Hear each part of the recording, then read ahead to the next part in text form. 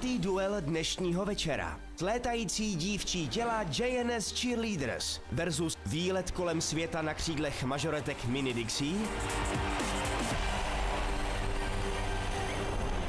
Takže Mini Dixie a mažoretková sestava a cheerleaderky, které jsou navíc ještě doplněné o cheerleadery. To znamená, tady je mix pohlaví, protože uvidíte takové věci, bude se lítat vzduchem a tam je potřeba ta mužská síla. Takže pojďme si představit prvního soutěžícího tohoto duelu.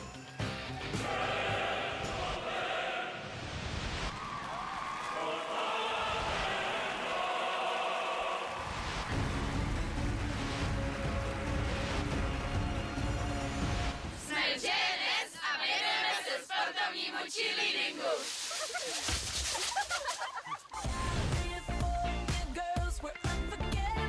Někdy si nás lidé pletou s mažoretkama anebo roztleskávačkama, ale my děláme sportovní cheerleading, což je něco trošku jiného. Je to trošku náročnější, věnujeme se hlavně akrobaci a také létáme vzduchem.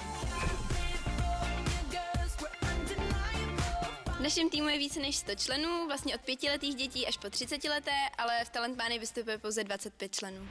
Cheerleading je převážně o důvěře, přátelství a dobré náladě. Už 7 let si držíme nejvyšších příček a jsme několikanásobní mistři republiky a letos jsme se kvalifikovali na mistrovství světa na Floridě. Děti, které trénují, jsou plné energie, radosti a úsměvů. Cheers!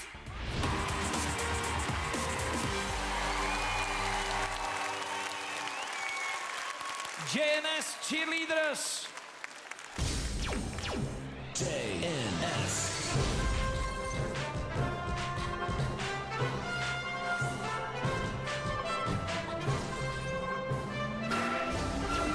There she was, just walking down the street. There she was, just walking down the street. Step up in the building, everybody hands go up.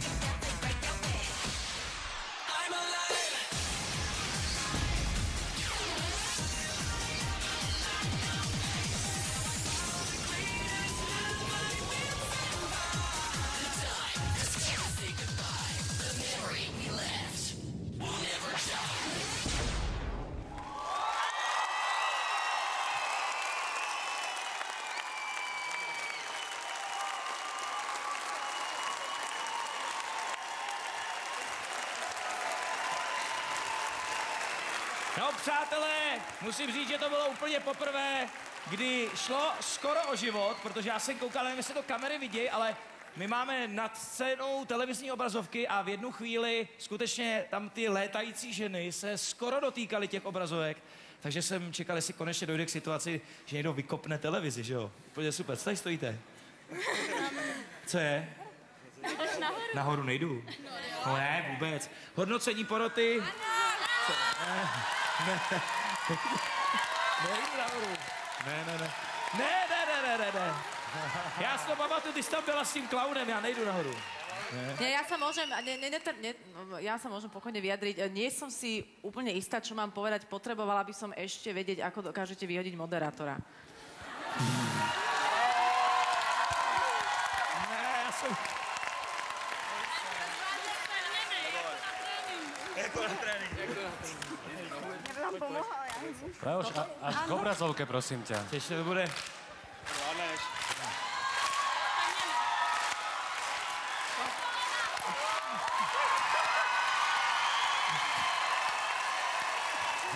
A teraz robte rozhovor. Takže vůbec se nebojím a konečně tady mám důkaz, že mám vysokou, takže takhle. Tak jak se ti to líbilo dneska? Já si myslím, že dobrý. Jo? No. Tak já myslím, že po to by se mohli přeskočit teďka, ne? Aby jsem šel rychle dolů, ne? Ja konečne vidím, ako komunikuješ so ženami krásne ideš na to, je to originálne. Mám takový pocit, že jsem nad některými ženami trošku teďka nadřazený, abych se... Dajte ho dole, lebo aj vieš. Dobrý, já bych se nerad povyšoval. Počkej, Leoš, ale znieš, ako keby si mal trošku na kakáno. Len tak Jako Ari Kakánen. Čo teda neteší hlavne slečnu, ktorá Ne, já jsem úplně v pohodě, protože až vy dohodnotíte, tak já udělám dvojitej flip dozadu s vrutem. Tešíme sa. Ja veľmi rýchlo poviem, že toto je taká kolektívna záležitosť, ktorú som videla asi prvýkrát takto naživo. Budem stručná, aby ste teda tučného Leoša zvládli udržať. Ja som zhubnú, jo? A veľmi sa mi páčilo, že ja som si myslela, že teda dievčatá, čo si budeme hovoriť, sú tu rôzne postavy medzi vami a ja som si myslela, že tie také silnejšie len vyhadzujú a chytajú, ale vy všetky robíte špagáty, vykopávate nohami, skrátka jednoducho, perfektne to tam všetko šlapalo. Mňa to bavilo veľmi. Ďakujeme. Palo, rýchle, jo? Rýchle. No áno, budem veľmi rýchly. Je to skôr americká záležitosť, tento šport, lebo je to šport v podstate. A tá obťažnosť tých prvkov je asi rôzna. Neviem, na akej ste úrovni, pretože som videl v odbojce takéto niečo prvýkrát v živote a ostatné veci vo filme tam... Palo, promiň, já dostávám informace zezadu, že oni normálně při jakýkoliv choreografii nikdy toho cvičence nedrží takhle dlouho nahoře, takže jestli by mohli ostatní ze skupiny prej podpořit, bude asi potřeba výměna tady. Nie, bolo to zaujímavé a som zvedavý, kto pôjde oproti, takže... Prosím, Zdeňku. A já bych řekl jenom, že to byla hezký, veselá, podívaná, je na vás hezký pohled. Taková americká Spartakiáda. Ja som si myslela, že ťa mohli zdvihnúť, nech sa necítia tak. Mě by neuzvedli. Prejo. No nic. No. Mr. Gas. Já jsem tady napsal, jako ty holky, co házíte, tak ty mají asi 40 kilo a házeje 4 lidi. No. Já jsem to přebral na sebe, takže to, kolik já vážím, tak mě by muselo házet 30 lidí, abych letěl takhle vysoko. A tam je problém, protože kdyby mě 30 lidí vyhodilo, tak 30 lidí by mě zase muselo chytat. Takže tam jsme v problému, že by ten soubor musel mít 60 lidí. A bylo to hezké. Já bych jenom poprosil o ten flip. No, můžeme pokračovat. Ne, mě napadlo jako věc, mohli byste si zatančit spolu. Pojďte. Počkej.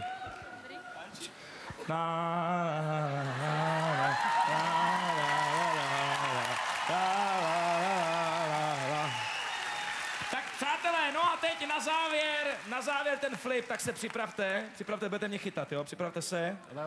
Připravte se. Tak jedem, 3, 2, pusto, dělej, 3, 1. A já už jsem pozvu vaše soupeřky a soupeře. JNS Cheerleaders, jdeme na finálový duel. Jestli se sem teda všichni vejdou, pojďte se. Vás je. Vy se posouváte tak hezky. Vy televizní diváci ovšem rozhodujete. My si připomeneme obě vystoupení, že tohoto už je poslední duel. Tak jenom v rychlosti. T mezera 1 mají právě JNS Cheerleaders a T mezera 2 Mini Dixie. Všechno se posílá na 906 06 13. Tak pojďme si připomenout obě vystoupení.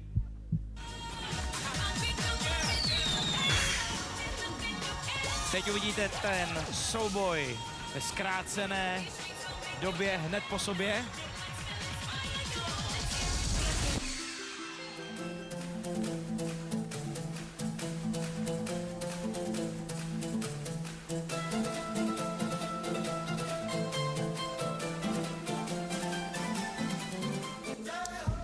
Tak, no a já už pomalu ukončím SMS hlasování, je to poslední hlasování. V tuto chvíli myslím si, že na čase připomenout, že Talent Manie se vysílá na Nově i na Markíze i zítra, takže určitě zůstaňte nám věrni, protože zítra pro vás máme opět 10 fantastických čísel. Opět budou všechna ta čísla rozdělena do 5 duelů, takže zítra od 8 hodin na Nově a Markíze Talent Mania. To už bude předposlední semifinále, 7. Tohle je poslední duel semifinále 6. Končím SMS hlasování teď. A naposledy se ptám bookmakerů Saska typu a Niké. Jak to vidíte? Hlasujúci záhradkári musia byť dneska zmetení. Obidve skupiny predvedli číslo, ktoré by sa dalo použiť. Jedny na obíjanie orechov, druhé na zber ovocia priamo zo stromov. Ja si osobne myslím, že dnes rozhodne to, že JNS prinieslo niečo iné ako štandardné číslo mažoretiek a preto dnes postúpia. Tak.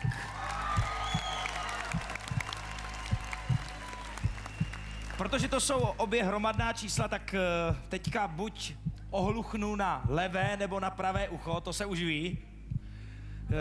Nebudu říkat, které mám radši, ale myslím si, že v jedné skupině zavládne obrovský smutek, tak jak to bývá. A vy se smějete na mě plně všechny, ale... Tak, já už to musím říct. Kdo postoupí jako poslední z tohoto duelu? Jenom poprosím režii, já jsem ještě neslyšel tu informaci. Ještě jednou? Už to vím. A jsou to...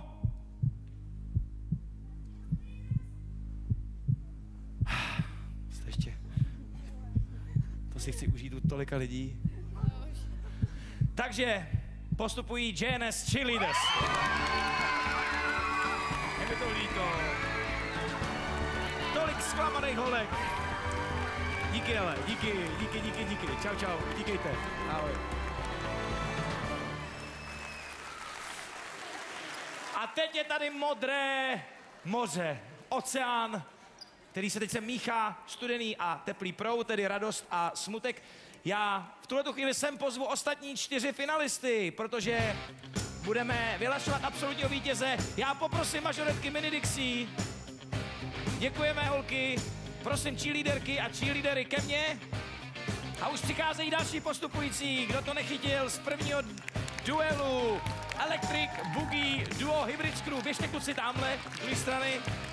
Pak fantastický principál národního originálního cirkusu Berousek, Jiří Berousek mladší. Postoupili Two Voices a taky zpěvačka Iveta Ave Maria Hejduková.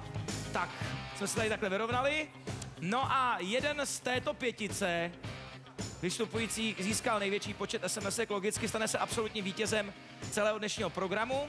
Máme tady zvíře, opět to opakuju, Lachtan Meloun. Teď jsem tady řešil se Slovákama, s lidma ze štábu, jak se přesně řekne slovensky Lachtan. Není to mrož, jak říkali, už to tady padlo, je to uškatec. Říkám to dobře? Uškatec. To jsem říkal právě štábu, že to je uškatec a oni říkali, že neví, co to je. Že to... Uškatěc. No. Ale oni říkali, že to neslyšeli to slovo nikdy, a to jsou Slovenky. Tak Uškatěc Meloun si zvolil a vybral koho, ptám se našich bookmakerů, koho zvolil Meloun? Tak Meloun se opět netrefil, jako vítěze si vybral That's the Show. Basketbalový kouzelník nepostoupil mezi posledních 5, takže Lachtan opět neuspěl. Já za sebe si na celkového vítěze dnešního 6. semifinále tipuju mého jmenovce Jiřího Berouska. A absolutním vítězem tohoto večera je... Ještě druhý tip, teda chybí nám ještě druhý tip. Ďakujem pekne. Ja si myslím, že rovnako ako Čechom aj Slovákom sa budú krútiť oči a hlava z rakiet pána Berouska. V prípade, že by Berousek neúspel, tak tipujem, že sa bude tešiť Hybrid Crew. No, tak taky nespravedlivý, protože vy už máte na typování jenom 5 a vy jste tam navíc ještě poslal 2 ty typy, abyste si to pojistil jako nějakým způsobem, ale já ještě výsledky nevím. Takže absolutním vítězem tohoto semifinále je kdo? Je to Jiří Berousek! Jiří Berousek, gratulujeme!